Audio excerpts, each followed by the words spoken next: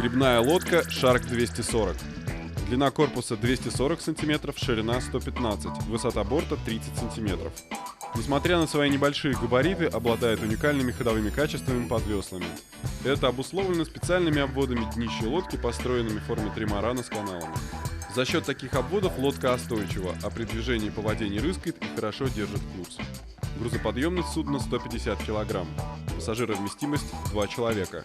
Лодка непотопляема за счет двухкорпусной конструкции. В межкорпусных полостях нет никаких влагопоглощающих материалов. Вес судна составляет всего 27 кг, и ее без труда можно перевозить на багажнике любого автомобиля. В комплектацию лодки входят весла длиной 180 см с отстегивающимися пластиковыми лопастями, система металлических уключен с подуключенными, образующих замок для исключения потери весла и с возможностью установки весел в различных положениях.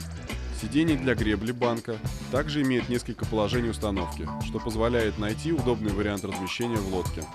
Кормовые утки и швартовочный рем обеспечат надежную швартовку судна и крепление якоря.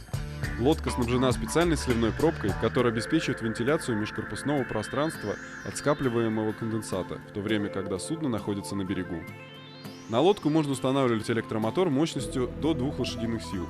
Использовать моторы большей мощности нецелесообразно из-за небольшой высоты борта.